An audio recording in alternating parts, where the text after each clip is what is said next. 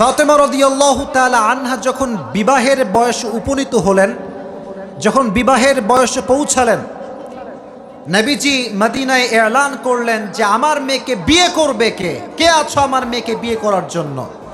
First, সর্বপ্রথম যেই যুবক নবীর মেয়েকে বিয়ের প্রস্তাব নিয়ে আসে তার নাম হচ্ছে আবু বকর। ইয়া রাসূলুল্লাহ, আমি আপনার মেয়েকে বিয়ে করতে চাই। কোনো আনসার করলেন না, নবীজি একদম চুপচাপ কোনো কথা বলছেন না।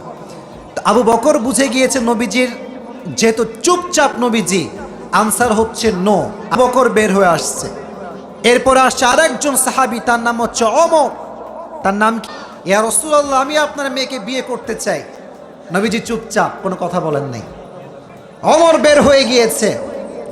বাহিরে আছে আরো দুইজন মানুষ, এক হচ্ছে আলী আর এক হচ্ছে আব্দুর রহমান বিন আউফ। তা আলী রাদিয়াল্লাহু তাআলা আনহু নবীজির কাছে আসে। আলী রাদিয়াল্লাহু তাআলা আনহু যখন আসছে, প্রস্তাব যে দিবে সাহস পাচ্ছে না। একবার ডানে, একবার বাম, একবার পেছনে আর একবার সামনে। নবীজি বলছে, আলী কি হয়েছে তোমার, এরকম করছো কেন? আলী বলছে, নবীজি কিছু হয় না, এমনি ঘুরতেছি, কোনো কাজ নাই, এমনি ঘুরতেছি। তো আলী আসার আগেই আল্লাহ তাআলা জিব্রাইলের মাধ্যমে নবীকে ওহী পাঠিয়েছেন, নবী হে, আজ আলী আপনার দরবারে জামাই হওয়ার প্রস্তাব নিয়ে এসেছে। তুমি তো ফাতেমার বিবাহের প্রস্তাব নিয়ে এসেছো। জি বললেন এবার ইনশাআল্লাহ। এটার নাম কি? তো আলী মনে করছে ইনশাআল্লাহ মানে আমিও রিজেক্ট, বের হয়ে আসছে। আব্দুর রহমান বিন আউফ বলছে, ইয়া আলী কি হয়েছে বলো। নবীজি কি বলেছে? আলীর মন খারাপ, মাথা এমনি নামায় আছে, বলছে অবস্থা খুবই খারাপ, আমিও রিজেক্টেড। বলছে আরে নবী কি বলছে তা তো বলবা। বলছে নবীজি শুধুমাত্র একটা শব্দ বলেছে, শব্দটা হচ্ছে ইনশাআল্লাহ।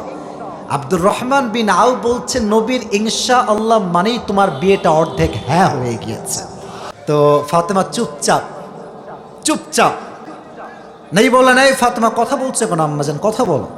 আচ্ছা আব্বা কে আসছে প্রস্তাব নিয়ে? তো বলছে আলী আসছে। যখনই আলীর কথা শুনেছে ফাতেমা, সঙ্গে সঙ্গে একটা মুচকি হাসি এসেছে। নবী বললেন ফাতেমার মুচকি হাসি মানে ফাতেমা হ্যাঁ বলে দিয়েছে। সুবহানাল্লাহ।